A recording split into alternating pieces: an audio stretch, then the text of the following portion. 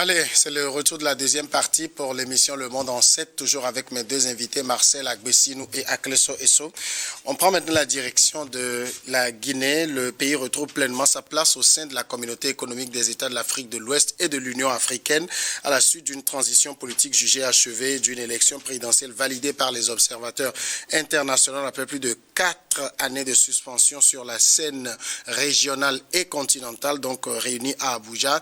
Les chefs d'État et de gouvernement de la CEDEAO ont décidé de lever avec effet immédiat l'ensemble des sanctions encore en vigueur contre la Guinée. Elle est donc réintégrée dans les organes décisionnels et mécanismes d'intégration régionale et régionale de l'organisation. Et donc la décision marque l'aboutissement du processus de transition qui a été entamé depuis septembre 2021. La communauté économique des États de l'Afrique de l'Ouest a salué le retour à l'ordre constitutionnel à Kleso. C'est, disons, c'est la normalité. Et c'est ça que je dis. Vous voyez, quand on parle de démocratie, les gens ne comprennent pas quelque chose. La démocratie s'occupe de la tenue des élections, pas de la manière dont les élections ont eu lieu. C'est ça que je ne comprends pas. Et Doumbouya, d'abord, il a essayé de ne pas se rattacher aux 3 pays du Sahel. Non seulement il ne scanne pas à tout moment le problème de Guinée, c'est la France, c'est la France, c'est la... Il a essayé de rester dans son enclos pour définir les choses, régler les comptes avec ses opposants. Et pourquoi on dit que c'est la normalisation? Il avait suspendu la constitution. Maintenant, il vote une constitution, une autre constitution. Quand il a voté une constitution, il y a eu référendum. Ensuite du référendum, il y a eu élection. Donc, quand on voit toutes ces étapes, malgré le fait qu'on sait que ça n'a pas donné ce que ça doit donner, il a respecté au moins les principes de démocratie. Il ne s'est pas imposé. Voyez, et en plus de cela, c'est aussi éviter que la CEDEAO soit sous le joug des États de l'AS. Je dis la CEDEAO, la Guinée. Donc c'est une victoire pour la CEDEAO de réintégrer la Guinée en fait. Ça veut dire que de toutes les manières, vous qui ne voulez pas être, vous voyez que l'autre a été un fidèle élève, il a respecté, voilà. Sinon, on n'était pas contre vous, mais on était contre la manière dont vous dirigez. Bon, c'est un message que la CEDEAO. Donc ça voudrait dire que maintenant, c'est une victoire pour Doumbouya lui-même, parce qu'il a été légitimé par rapport à ses manigances électorales. Tout ce qu'il a fait pour se maintenir maintenant, on voit qu'il n'a plus pris la voie de dictateur ou de dictature, mais il a pris la voie de la démocratie en organisant d'abord le référendum et consort. Donc, sur le plan juridique et consort, c'est validé. On ne dit pas que socialement tout est bon. Mais juridiquement et diplomatiquement, il a essayé de se mettre au diapason des Nations Unies et de la démocratie. C'est cela. Alors ici, on se rappelle, c'est septembre 2021, il y avait ce coup d'État, et donc de coutume, la CEDEAO prend des sanctions. Il y a l'Union africaine qui en a pris, mais on a eu l'impression qu'avec le coup d'État de la Guinée, il y a eu un peu comme du 2 poids 2 mesures. Tout le tintamarre qui a été fait au cours pour les sanctions prises contre le Mali, le Niger. Pour la Guinée, on n'a pas vraiment entendu cela. Il n'y a pas eu de « nous allons aller rétablir l'ordre constitutionnel, nous allons prendre nous allons envoyer la troupe en attente », tout ça là. Vous savez, on dit souvent que l'erreur commune fait le droit. L'erreur commune fait le droit. Hier, la CEDEAO s'est précipitée pour demander retour à l'ordre constitutionnel au Mali. Et la même pratiquement année, c'était le tour au Niger et le Burkina Faso. Alors que les 3 pays sont des militaires hautement gradés. Et Doumbouya a achevé le coup d'État militaire là-bas. Avant et après même, la CEDEAO criait aussi retour à l'ordre constitutionnel en Guinée-Conakry, de remettre le pouvoir aux civils, de s'effacer. Mais étant donné qu'ils ont vu la résistance du général, aujourd'hui général Doumbouya, ils ont vu la résistance et la résistance du peuple guinéen. Vous voyez que la CEDEAO a fait marche arrière. Parce que s'il ne sait pas faire, elle va se vider d'elle-même. Parce que les 3 pays-là de la CEDEAO en Afrique de l'Ouest, eux, ils ont déjà claqué les portes, définitivement. C'est un chemin de non-retour. il y a le divorce est consommé. Qu'est-ce qu'il faut faire? Parce que la CEDEAO maintenant les mains liées. Si je ne sais pas faire, je risque de me retrouver seul, la coquille vide. C'est pratiquement le même système pour faire les coups d'État dans les 4 pays, Mali, Guinée, Niger, Burkina. Mais on est en train de dénoncer l'autre et on est en train de saluer derrière celui-ci parce qu'il a respecté les principes démocratiques. Non, ce n'est pas ça qui causait le problème avant. Ce que la CEDEAO revendiquait à l'époque, ce n'est pas parce que Doumbouya va organiser des élections transparentes, le référendum réussi ou pas. Non, c'est parce qu'il a fait le coup d'État, il a déposé le professeur Alpha Condé. Donc, la CEDEAO a vu que, bon, un de leurs a été déposé, il faut le rétablir, il faut retourner le pouvoir aux civils. Mais Doumbouya aussi a fait saut d'oreille, il n'a pas cédé à leurs revendications, et jusqu'à maintenant, c'est toujours Doumbouya qui est au pouvoir, il s'est donné la part du lion, il a fait un mandat bonus avant. Non, il a fait. Il a été dit d'organiser. J'en viens. Des élections dans des brefs délais. Ils ont demandé les élections dans de brefs délais, mais ils n'ont pas dit que toi, Doumbouya, il faut aller aux élections. Nous allons te supporter. Non. Doumbouya même s'est fait des jeux de ping-pong et il s'est dit que bon, je veux retourner, je fais référendum. Aujourd'hui, la CEDEAO est en train de motiver son communiqué que Doumbouya a réussi le référendum. Doumbouya a réussi les élections présidentielles et qui a respecté les droits de l'homme, etc. Vous voyez, ça là, ce n'est pas des propos des dirigeants. Ce sont des propos, c'est ou bien des aveux de faiblesse. La CEDEAO a approuvé, a consolidé maintenant sa faiblesse aux yeux et aux yeux de tout le monde. Pourquoi ne pas demander les autres aller aux élections? Est-ce que lui, dans les 3 autres pays-là, il n'y a pas de référendum? On leur a demandé. Il n'y a pas de référendum. Est-ce que Mali, même si le Mali n'a pas fait de référendum, Mali n'a pas fait des assises, Mali a fait des assises avec presque toutes les classes. Mali a poursuivi ceux qui ont fait des assises avec l'après. Ce que je voudrais dire est que ce n'est pas parce que on a respecté les principes démocratiques réussis qu'il faut faire de rétropédalage pour s'aligner derrière un général qui a fait le coup d'État. C'est le coup d'État qui a été contesté par les dirigeants de la CEDEAO et non la personne qui va organiser les élections transparentes. Si c'est les élections transparentes qui pose problème, il y a des milliers de civils de l'opposition guinéenne qui peuvent toutefois l'organiser. Mais tel n'est pas le cas. D'accord. Alors maintenant, sur la même question que je posais tout à l'heure, est-ce que vous n'avez pas eu le sentiment d'un 2 poids 2 mesures? C'est ça, je dis que en matière de diplomatie, il faut que des gens aillent vraiment à l'école de la diplomatie. Celui qui était ton ami hier, aujourd'hui peut être ton ami parce que vous voulez faire passer un message. Est-ce que la vie des Guinéens n'est pas plus importante que tout ce que la CEDEAO voulait? Est-ce que si l'arrivée de Doumbouya peut donner la légitimisation de Doumbouya peut donner la paix aux Guinéens, c'est pas bon.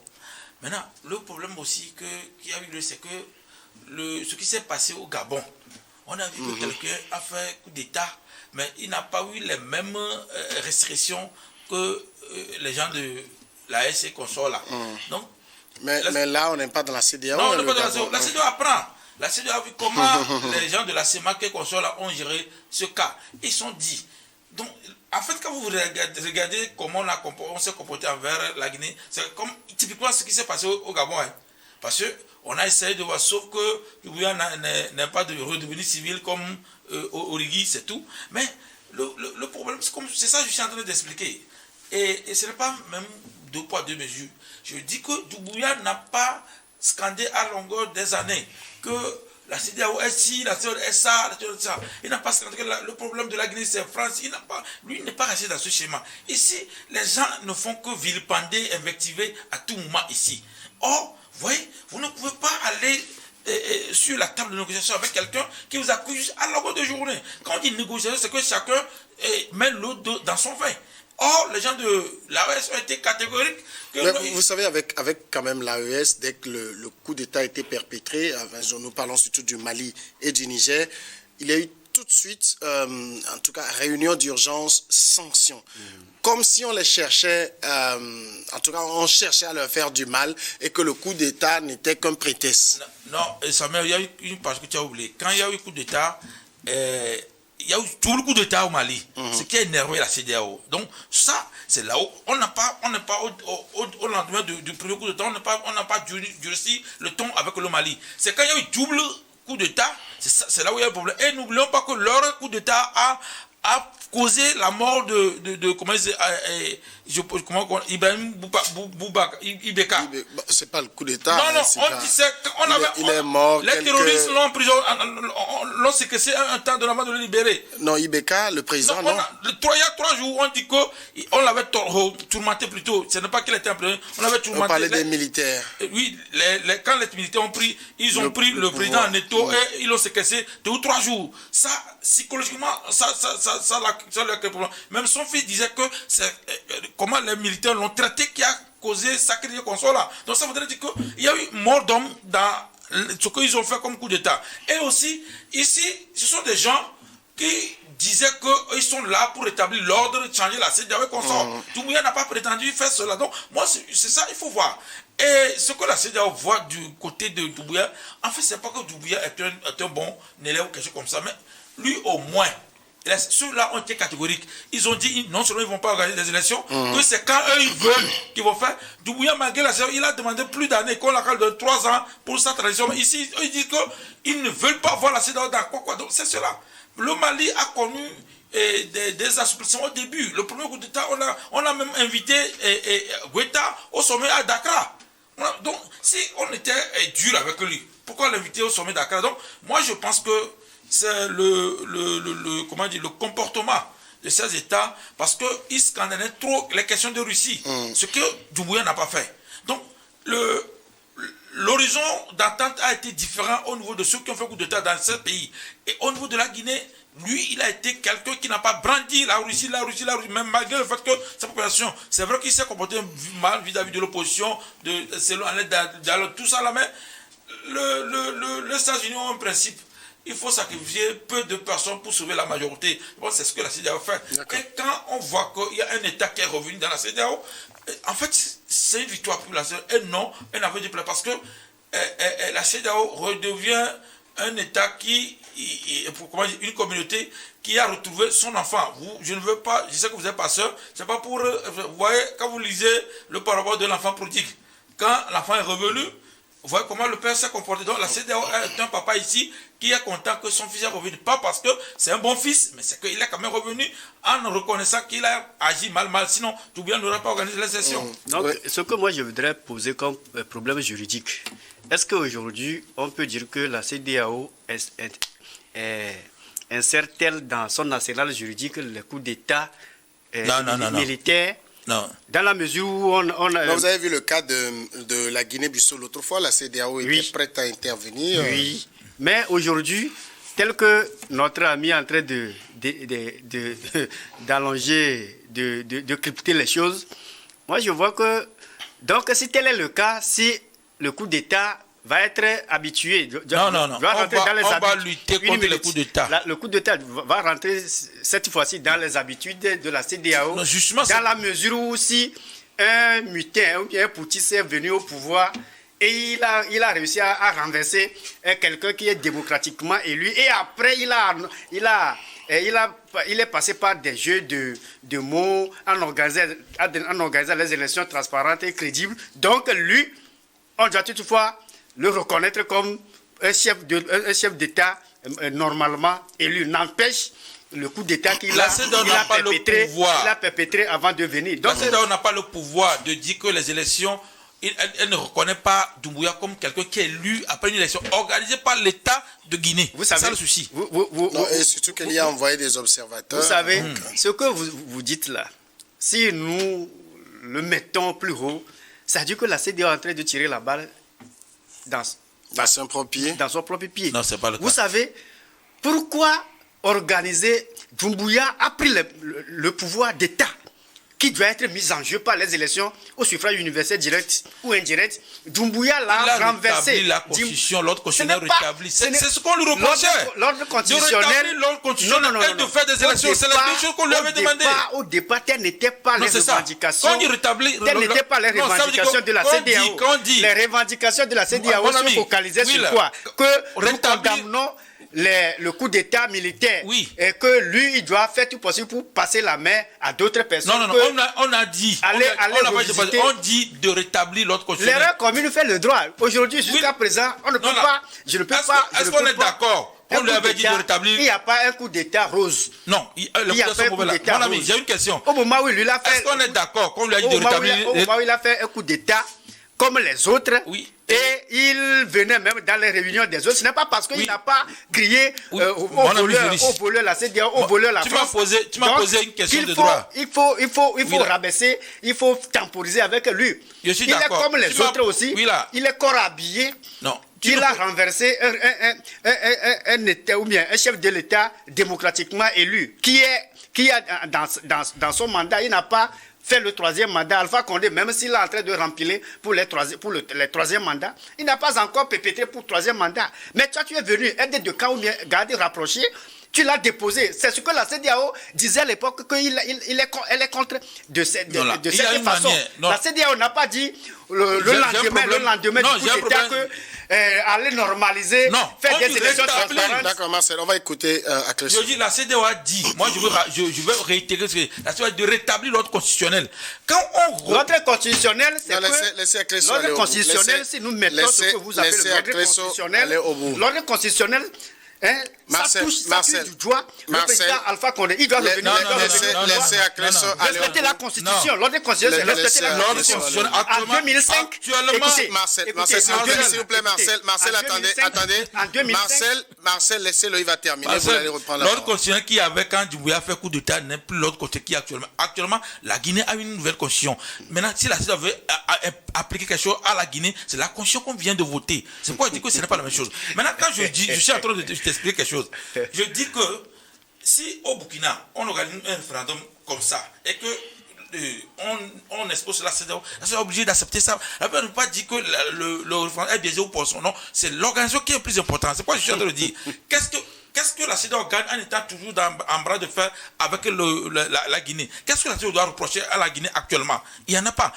Ça me vient de dire quelque chose. Quand avec la Guinée-Bissau, quand ça s'est passé, la CEDEAO essaie de durcir le ton. Mais ce qu'on reproche, quand il y a coup d'État en même temps, on demande l'ordre constitutionnel. Les gens la suspendent la Constitution. C'est ce qu'on demande de rétablir. Mais quand tu rétablis la Constitution, c'est ce qu'on a demandé. Très bien. Donc la Constitution a été, comment je vais dire, suspendue. Oui. Maintenant, la CEDEAO, au lendemain du coup d'État en Guinée, qu'est-ce que la CEDEAO a demandé? J'ai dit rétablir l'ordre constitutionnel. Oui, quelle constitution? Non, la constitution qui était là, qui est en vigueur avant le coup d'État, non? Si elle a été rétablie, qu'est-ce qui va se passer? Est-ce qu'il y en aura les référendums? Est-ce qu'il y en aura l'élection présidentielle que la CEDEAO est venue maintenant? Non, actuellement, c'est une logique. Non, il y a l'autre constitution. La suite logique de l'autre, c'est comme l'envers, le revers d'une médaille. Que je réponds, laisse-moi te poser, je dis. Non, c'est pas toi qui poses question. Nous, on ne répond pas des questions comme ça, c'est l'animateur. Est-ce que la constitution qui était là, c'est la même constitution actuellement? Vous savez, la CEDEAO a crié le retour à l'ordre constitutionnel. Si on a respecté la consigne de la CEDEAO, à l'époque, c'est que Doumbouya ne fera même pas 6 mois au pouvoir. Mais il a tenu tête avec la CEDEAO. À l'époque, en 2005, sauf omission de votre part, au moment où le président actuel, le président du Conseil est venu au pouvoir, au décès, le soir du décès de son papa, et il est venu au pouvoir sous forme de coup d'État constitutionnel. Et l'opposition et la société civile et les Togolais ont crié retour à la Constitution, retour à l'ordre constitutionnel. Et là, le président, très intelligent, il a fait marche arrière. Je salue cette clairvoyance, cette intelligence pour notre président du Conseil. Il a fait marche arrière en normalisant la normale par sa candidature aux élections présidentielles de 2005. On n'a pas normalisé parce que c'était Fabaré Nataba qui devait être le président. Non, ce que je dis là, ça dépasse ce que vous dites. Non, laissez qu'on continue le débat, s'il vous plaît. Il n'a pas tenu tête à la CEDEAO. Le président Fon n'a pas tenu tête en disant que je vais faire référendum sommes... Alors, vous avez quand même Non. dit, Akleso Eso, vous avez dit une phrase, ça c'était au début, quand j'ai posé la première question, sur laquelle je voudrais qu'on revienne. Quand on parle donc de lever des sanctions, vous dites que en démocratie, c'est pas la transparence des élections, c'est pas l'équité qui compte, mais c'est qu'il y ait élection. Oui, et donc la CEDEAO constate juste qu'il y a On peut marcher sur élection. les gens. Non, Ouais. c'est ça, les gens ne comprennent pas. Même ce qui se passe, la Russie, on les appelle les démocraties populaires. C'est qu'eux aussi, ils utilisent la connotation démocratie. Mais on les appelle démocratie populaire. Ce que les gens ne comprennent pas. Les gens pensent que c'est... il faut aller jusqu'au... Même à la au moindre détail des choses, c'est ça qu'on a... Non. Quand la démocratie demande des choses qui sont de façon principe, qui sont des principes, et dit il faut organiser les élections.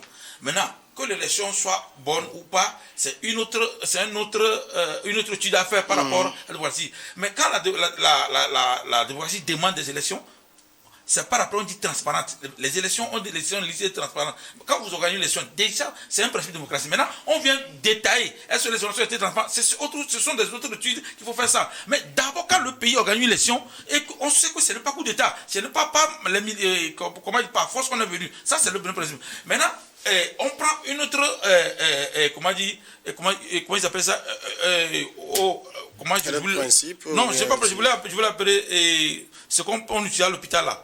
Bon, allez, On utilise pour faire les analyses, pour lire les résultats, j'oublie. Caméscope, je vais l'appeler comme ça. Et quand on voit, c'est par des détails qu'il faut comprendre que c'est bien, ce n'est pas bien. C'est pourquoi je dis que les questions pour se poser. Est-ce qu'il y a eu élection, il y a eu référendum en Guinée? Oui. Est-ce que des gens ont participé? Oui. Est-ce qu'il y a eu élection présidentielle? Oui. Les gens ont dit oui. Maintenant, pour parler des autres, c'est qu'on doit maintenant demander à Doumbouya de revoir le cas de Alain Diao. Et c'est là, on va réclamer de temps en temps. C'est pas que la CEDEAO va faire fi de cette chose. Ça va venir après. Mais en laissant ce qu'on a demandé à Doumbouya, que ce soit au moment où il a fait côté maintenant, il y a une constitution que la Guinée a. La Guinée ne peut pas, nous au Togo, je pense qu'aujourd'hui on est dans la 5e République. Quand le président Faure dirigeait l'année passée, on était dans la 4e République. Mais il y a une République, on ne peut plus appliquer les choses de la 4e République à la 5e République. C'est ce qui se passe actuellement en Guinée. C'est que je dis que actuellement vis-à-vis de la loi du pays, est-ce que Doumbouya est élu président? Oui. Mais avant cette loi, avant cette constitution, non. Donc, la CEDEAO, comme je le dis, ce n'est pas la CEDEAO qui a écrit la démocratie, mais les principes de démocratie sont la séparation de pouvoir. Est-ce qu'aujourd'hui, l'exécutif et le cerveau en Guinée, est-ce que c'est la même chose? Non. Il faut aussi voir ça. Est-ce que le judiciaire et l'exécutif, c'est la même chose? Non. Donc, peu importe que ce soit des amis de Doumbouya qui occupent l'exécutif ou le législatif, Monsieur Samuel, c'est qu'il y a des principes démocratiques qu'on va voir, qu'ils soient imparfaits ou pas, il y en a quand même ces principes qu'il faut observer. C'est ça que je suis en train de dire. Je ne dis pas que ce que Doumbouya fait, c'est bon. Je ne dis pas que la CEDEAO a donné carte blanche au coup d'État. Non, la CEDEAO sera toujours contre les coups d'État. Maintenant, dans le cas de Doumbouya, il a fait des avancées. Et c'est ça qu'on apprécie pour lui dire, autorisons-lui, favorisons-lui à aller de l'avant. C'est ça qu'on est en train. Qu'est-ce que c'est là? La CEDEAO gagne quoi? Un tas toujours en bras de fer avec. C'est les gens qui autour. Je me rappelle ici, les populations entières en Afrique sont liguées contre la CEDEAO. Pourquoi on n'a qu'à laisser? Maintenant, on laisse aussi, il y a problème. D'accord, Marcel. Et ce que je voudrais dire, tout à l'heure, vous avez cité mon co-débatteur et mon ami, on avait cheminé ensemble. Tout à l'heure, vous venez de le citer. Que n'empêche le contexte dans lequel l'élection a été organisée. Surtout qu'on organise les élections. On organise des élections.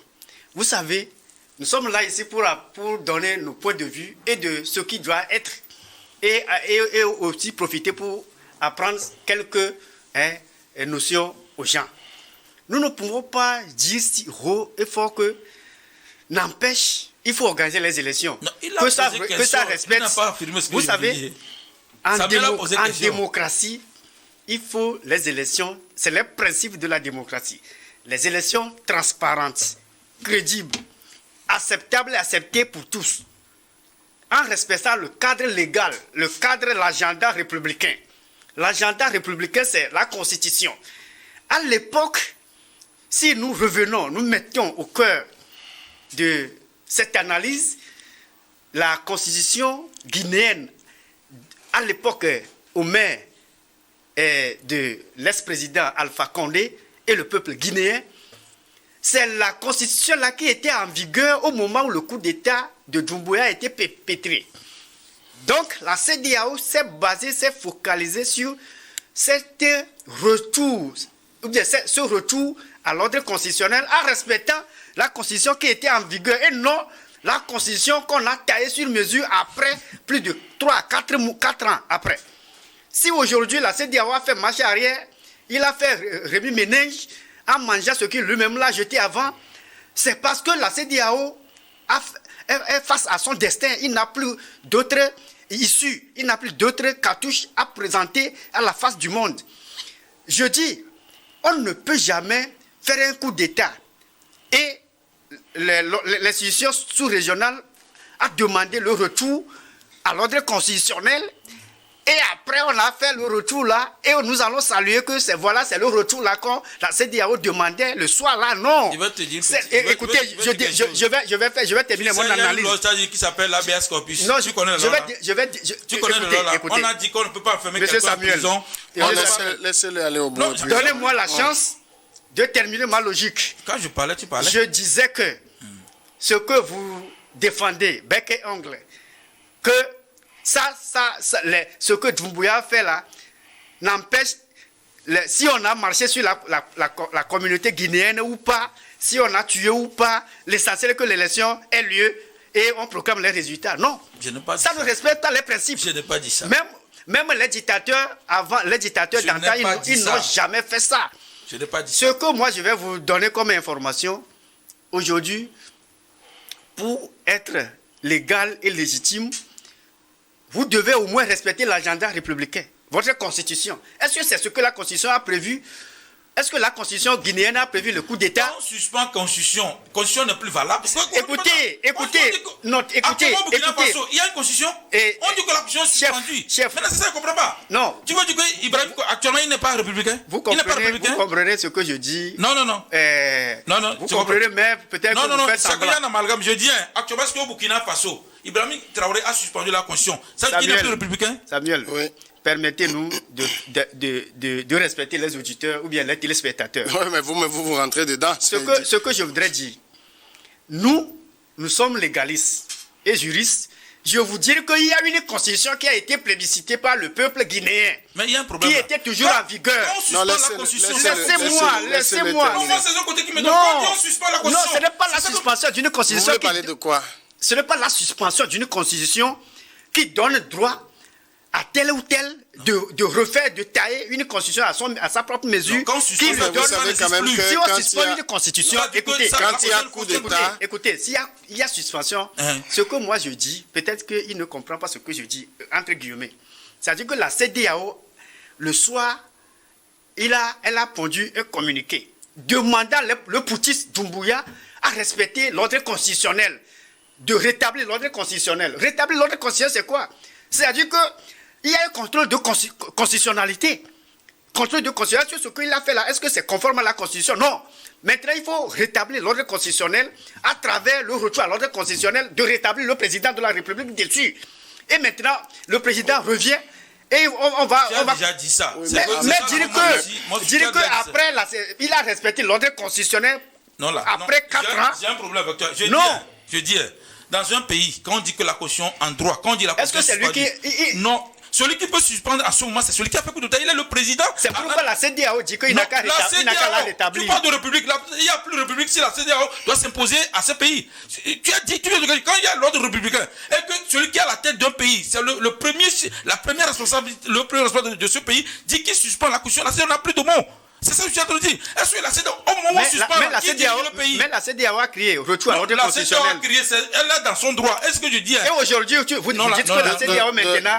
De toute façon, dans la plupart des coups d'État qu'on voit, la CEDEAO fait toujours la même exemple, mais on n'a jamais vu le président revenir au pouvoir. Donc, ce que moi je dis, là où le bas blesse, c'est que il faut dissocier le communiqué au soir du coup d'État et le communiqué après 4 ans concernant le référendum et les élections. C'est là où moi je dis que... on n'est plus au soir du coup non, d'État. Parce que c'est un coup d'État que la CEDEAO, c'est-à-dire que la CEDEAO a sanctionné. Je dis que actuellement, la CEDEAO a sanctionné. Je sais que le Burkina, c'est coup d'État on a fait, mais on n'est plus dans coup d'État au Burkina. Actuellement, il y a un président qui est au Burkina, qui s'appelle Ibrahim. Vous pensez qu'aujourd'hui, vous pensez que Ibrahima Traoré, que ce soit les autres là, moi j'ai rien contre eux, je salue ce qui, quelquefois, tout ce qu'ils sont en train de faire, je salue une partie, mais pas totalement. Vous pensez qu'ils sont légitimes et légaux aux yeux de la communauté internationale et nationale ici? Jamais. D'accord. Jamais. Permettez qu'on aille vers le dernier sujet, c'est le Togo. On va en dire quelques mots avec cette arrivée d'une délégation du Congrès américain pour découvrir les atouts touristiques du Togo. La délégation est donc en mission et qui comprend la représentante spéciale adjointe du secrétaire général des Nations Unies pour l'Afrique de l'Ouest et le Sahel. Elle s'inscrit dans une dynamique de concertation et de coopération internationale visant à renforcer les échanges institutionnels tout en offrant à la délégation l'opportunité de découvrir le potentiel touristique et culturel du Togo. La visite a également permis aux hôtes américains et onusiens de mieux appréhender les projets mis en œuvre par le système des Nations Unies dans le pays, ainsi que les priorités stratégiques définies par le gouvernement. À Clé-sur-Saône, on a l'impression qu'il y a quelques Blancs qui sont en vacances au Togo et ça devient une affaire importante. Non, ce n'est pas le cas parce qu'on a dit qu'il y aura le contrôle des financements onusiens par rapport au Togo. Parce que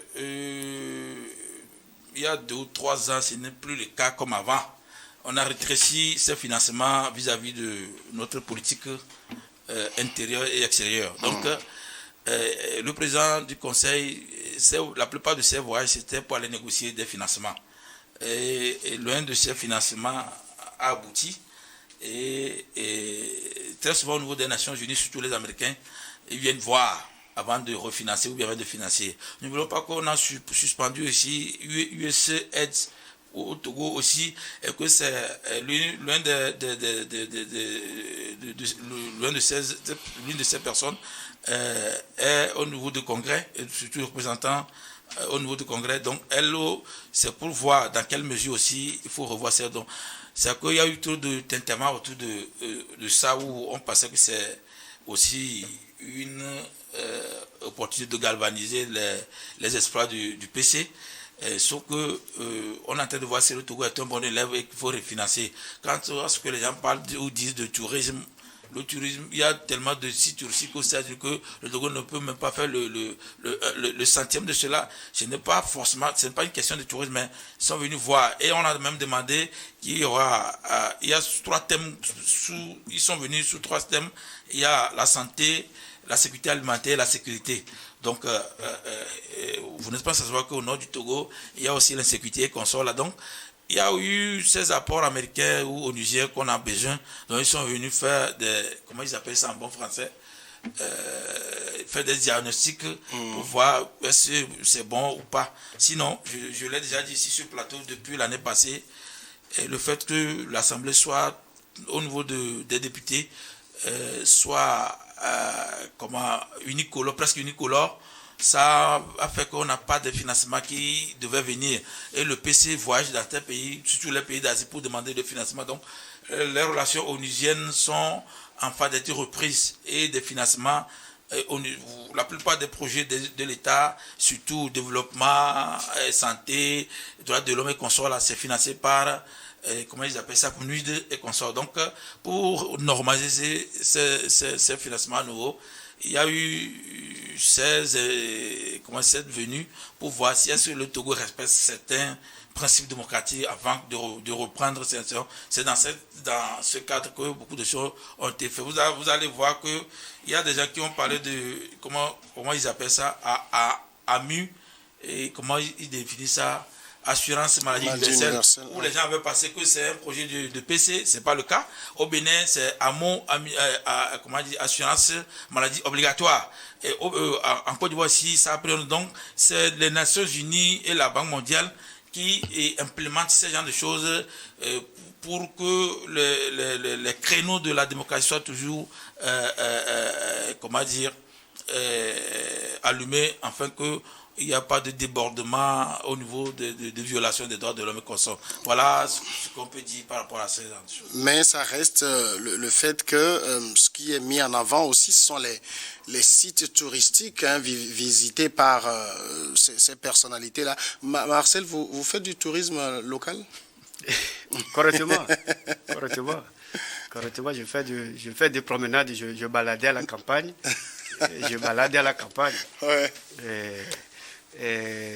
C'est quelle délégation qui est américaine? Une délégation américaine. Une partie du Congrès américain. Vous savez que les gens cessent de nous prendre comme des cons, et que ces pays-là développés essaient de nous prendre comme des cons s'ils sont en vacances ou bien s'ils sont en intercession. Ils n'ont qu'à être honnêtes. Dire qu'ils sont venus au Togo consulter les sites touristiques, etc. machin. Non, ils n'ont rien dit. Hein. C'est nous qui avons produit les articles pour dire. Ils sont dans le domaine de la santé, du cas, je ne sais pas. Où est-ce que vous pouvez trouver, avec preuves suffisantes et tangibles, que voilà, c'est l'infrastructure des États-Unis, des Américains, à l'intérieur, à l'est, ou bien à l'intérieur du pays, au nord, au sud, que c'est l'infrastructure des Américains? Non. Même s'il y a quelques-unes là, c'est rare. Mais pourtant, c'est eux qui nous ont embêtés, excusez le terme, eux qui nous ont accusés que eux, ils ont suspendu l'entrée et la sortie des États-Unis par la communauté togolaise, sans se baser sur des bases aussi suffisamment légales. Aujourd'hui, les Togolais, quelques types de Togolais là, ne pourront plus voyager sur les États-Unis. Même les partenariats bilatéraux entre les États-Unis et le Togo sont suspendus pour le moment parce que Trump ne voulait plus notre cher pays, et comme les autres pays aussi. Et là, aujourd'hui, eux, ils sont venus tranquillement. Il n'y a pas de principe de réciprocité. Nos États doivent établir ce que nous appelons les principes de réciprocité. Si on extrade ou bien on expulse un Togolais aux États-Unis, le Togo doit en faire autant. Mais il n'y a pas cette théorie de réciprocité. Eux, ils sont venus pour nous naviguer, pour nous jouer, pour nous tromper, c'est trompe-œil. Aujourd'hui, le Togolais veut plus que ça. On sait, nous avons des sites touristiques. Est-ce qu'on les encadre? Est-ce que les États-Unis n'ont jamais su que le Togo regorge tel? Combien de fonds ils envoient? Les quelques rares de fonds qu'ils nous donnent à nos dirigeants ou bien à nos dirigeants en Afrique, suivis de contraintes politiques, suivis des directives, suivis de... Est-ce que c'est leur faute aussi si on ne gère pas bien?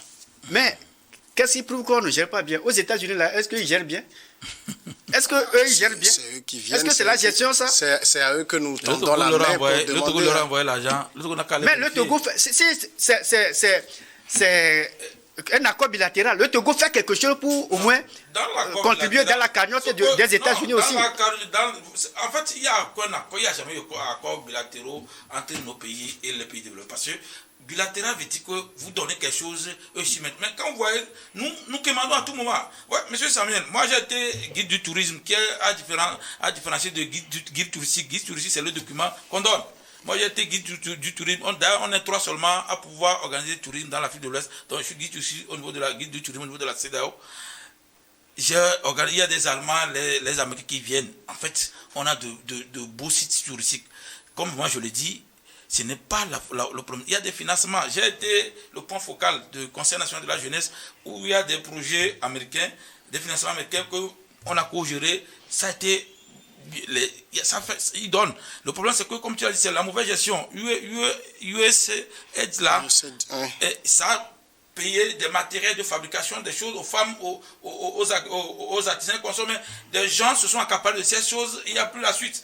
On a les forages et consoles, ça fait, mais sans oublier qu'il y a une structure, c'est comme si que Compassion aussi aide beaucoup d'aide. Je connais des gens même qui sont inscrits dans les écoles de BTS aussi, au Togo aussi, c'est financé par les structures américaines et consoles. Donc, il y a ces genres de choses qui se font. Peut-être on n'en parle pas dessus là, mais c'est nous-mêmes qui gérons mal. Je le dis, on gère mal. Des fois, vous allez voir qu'on donne financement, on donne 1 million ou à 2 millions pour une femme pour tisser les choses, mais vous allez voir finalement que c'est quelque chose de bois qu'on lui achète au fini. On va te dire que la cérémonie de lancement de ce projet a coûté 700 à 800 000 et la femme non, ce n'est pas, c'est nous-mêmes, il y a la mauvaise gestion à noter, ce n'est pas les gens qui viennent. Et en plus de cela, les États-Unis, après tout, c'est un pays qui doit veiller sur ses citoyens. Quand les gens, si le Togo veut aujourd'hui qu'aucun autre État ne rentre sur le Togo, on ne va pas nous empêcher parce que c'est notre politique interne. Mais si les États-Unis décident d'expulser des gens par rapport à leur politique, bon, prions que Trump parte, que quelqu'un vienne. Mais aux États-Unis, quand la politique de la nation... Que chacun se développe chez lui, hein, c'est aussi ça. Mais on a besoin de plus petit que soi. Non, on ne refuse pas, mais les Américains disent on n'en veut pas. Donc on ne va pas en faire un drame. Nous aussi, on n'a qu'à faire Togo first. Et puis Togo lives first. Make America great again. Quand le Togo aussi, make Togo great again. Donc, moi, je ne peux pas accuser un pays... Aucun État ne peut jamais vivre en autarcie. Non. Donc, les États-Unis, quelle que soit notre petitesse, ils auront besoin de nous, chers amis. Le souci, les États-Unis ne vivent pas en autarcie. La preuve, ils ont engagé plusieurs fois l'autorité visa où on va là-bas. Je parle dans ce contexte actuel. Je suis sûr que quand vous voyez aujourd'hui un Américain devenir ministre au Togo, vous allez dire qu'il y a colonisation à nouveau. Mais pourtant, un Togo peut être ministre aux États-Unis sans problème. Donc, eux, ils ne sont pas fermés. C'est prévu par leur constitution. Alors là, tu comprends que si leur constitution dit également qu'il faut fermer les frontières, ils le font. Ce n'est pas la constitution qui l'impose. C'est le président qui a un pouvoir extraordinaire, qui l'exerce dans des limites extraordinaires. Le président fait. Si la constitution n'a pas validé, on va le bloquer. Aux États-Unis, c'est comme ça. Non, il a la majorité au Congrès. Non, c'est pas question de majorité au Congrès. Si un simple juge fédéral peut bloquer tout ce que le président... Non, il va faire sortir son veto. Non, il n'y a pas le veto aussi comme ça. C'est pas comme ça. Il faut aller le lire. Non, Abraham Lincoln. Non, là. C'était non. Un seul oui. Le oui l'emporte. Le président a le veto, mais le Congrès a le principe de décision aussi. Ce que tu dis. Mais le Congrès aujourd'hui, il n'y a pas... Non, c'est pas comme ça. Non. Me prendre des... Je dis que Abraham Lincoln a fait des choses en pensant avec force, mais au moment où Abraham Lincoln est mort, ils sont revenus sur ça. C'est pourquoi on a eu la déclaration la liberté des Noirs. C'est pour quand même depuis là-bas, mais c'est dans les années 30 qu'on a vraiment voté la libération des Noirs. Je vous informe qu'à l'heure actuelle, il n'y a pas de la menthe du syndrome, il y a le syndrome de la menthe religieuse, comme l'a dit Claude Emery. C'est-à-dire que la mise à mort réciproque là, au niveau du Congrès actuel, le Congrès doit au moins respecter le président Trump, parce que le Congrès, c'est le président. Et le président, c'est le Congrès, parce qu'il a la majorité. Il a la majorité pour gouverner. Tu peux aux États-Unis, tu peux avoir la majorité, mais quand on vote là... Je ne refuse pas. Le président dit, si les gens ne veulent pas, ils ne votent pas. C'est ça, vous tout comprenez. Je sais que leur majoritaire. Les gens de ton parti peuvent voter contre ce que tu dis. Et je le dis, quand Donald Trump a commencé, dans son premier mandat, il y a des gens de son parti qui ont voté contre lui. Mais jusqu'à présent, ils n'ont pas encore voté contre lui. Non, je pense qu'il parle du premier mandat où il a... Non, le premier mandat sanctionné, c'est pour ça. On a voulu faire l'impeachment. À l'époque, il n'en avait pas la majorité au Congrès. Aujourd'hui, il a la majorité au Congrès. Je dis, il faut actualiser les choses. La majorité de jeu. Mais permettez, il nous reste encore quelques minutes. Le temps de dire peut-être 2 mots sur... Vous dites que vous êtes guide du tourisme, c'est bien cela. Oui. Est-ce que vous pensez que nos atouts touristiques sont bien valorisés aujourd'hui? C'est-à-dire, moi je vais parler même de nous, citoyens, c'est-à-dire se lever, parce que j'ai envie d'aller visiter la grotte de je ne sais quoi, ou bien... Grotte de Nano. Le truc là. Il y a la grotte de Nano qui est jolie à voir. Est-ce que on valorise cela, ou bien on s'attend à ce que ce soit des gens toujours qui viennent d'ailleurs pour faire vivre notre tourisme? En fait, on ne valorise pas. Ils mettent en avant une question de valeur pécuniaire, c'est tout. Parce qu'il n'y a pas. Ouais, normalement, les guides du tourisme, normalement, quand je voyage et je vais quelque part, j'amène des gens, moi-même, je ne paie pas. Mais ceux qui restent au niveau local, là, ils prennent l'argent chez tout le monde. Moi, je me rappelle qu'à Palimé, il y a un hôtel en face, l'hôtel de Rantour. J'ai amené 6 blancs et que les blancs ont pris la chambre d'hôtel à 30 000. J'ai présenté ma carte, j'ai présenté ma licence du guide du tourisme. Mais le gars me dit que c'est le même prix que je vais payer. Alors que non, c'est pas ce que la loi dit. Vous allez à l'intérieur du pays. Des fois, c'est l'église catholique qui développe les sites touristiques. Ce n'est pas l'État. Il n'y a pas de financement au sein. Mais des fois, on regarde des choses au niveau du ministère, on ne nous appelle même pas. C'est que tu vas voir ça à la télé. Alors que tu te demandes comment ils ont fait ça. Donc, le tourisme, je pense, c'est souvent les blancs qui viennent et puis ça ne profite pas à la population. Vous allez voir, dans chaque semaine, il y a au moins 200 personnes qui vont à Palimé pour se recueillir qu'on soit la même. Quand vous vérifiez, la population ne gagne rien par rapport à ça. Or, il faut que ça, les activités culturelles, financières, tout ça, on a profité au milieu, mais il n'y a pas ça. Il y a une sorte de laisser-aller. C'est pourquoi on a rattaché, le ministère du Tourisme est rattaché à la présidence depuis au niveau de l'éviction de l'Amadokou. C'est rattaché à la présidence, mais jusqu'à présent, il n'y a pas des choses concrètes qui sont faites pour remodeler le milieu. Parce que le Togolais... Mais on a Isaac Tchakpé, hein, le professeur Tchakpé qui est maintenant là au tourisme. Oui, non, c'est qu'il est là, c'est ça que j'ai en train de dire. C'est que normalement, le Togolais, il y a des gens au Togo, là, je pense que c'est le dimanche, je suis passé, les gens ont demandé à aller voir, il y a mausolée ou bien musée Paul Haï. Ils ne savent pas là où ça se trouve. Ils se promettent qu'ils m'ont appelé et j'ai dit ça. Vous savez que si les Togolais ne savent pas là où il y a ça, ils m'ont demandé même quand est-ce qu'on peut visiter le musée national au niveau de Palimé. C'est qu'ils devaient avoir une communication là-dessus. C'est que le tourisme, c'est ce que les écoles font souvent sous forme d'excursion et qu'on sort la main. Normalement, il faudrait que je puisse quitter ici, sachant tous les sites qu'il y a de Lomé jusqu'à Séquencé. Mais vous demandez, vous prenez 100 Togolais, après ils vont vous dire qu'on est à... Or, moi, même si je n'ai pas été guide du tourisme, je ne connaîtrais même pas. Des fois, les gens sont obligés de m'appeler, ils veulent aller ici, ils veulent aller... Il y a même un marché à Togoville. Chaque jeudi ou mercredi, si c'est jeudi, vous ne payez pas de matin jusqu'à 9h.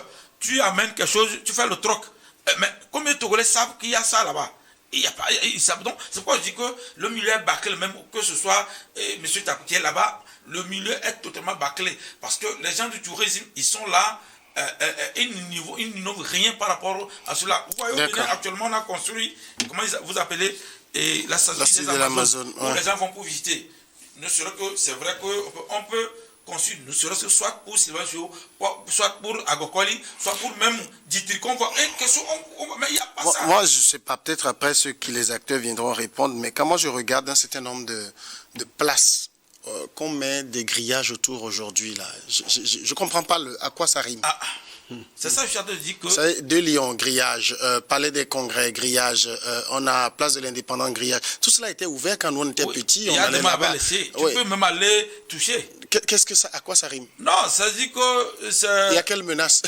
On n'a aucune menace. C'est ça, je dis que ce sont ceux qui travaillent au ministère du Tourisme qui ont rendu ça comme ça. Est-ce que c'est eux ou bien... Non, c'est eux. Je dis que le problème avec l'administration, c'est que quand on prend quelqu'un, on lui donne une mission, c'est qu'il fait ce qu'il veut, pensant qu'il va essayer d'émerveiller le président. C'est ça le souci. Parce que vous pouvez comprendre, avant les gens venaient s'asseoir au niveau de deux, on fait la photo là, aujourd'hui on a mis les grillages, maintenant tu restes dehors. Mais à quoi bon, si c'est pour regarder, pourquoi tu peux rester même à 10 km et voir avec quelque chose. Ils ont seulement fait comme s'il y a une insécurité autour de ces sites, mais non.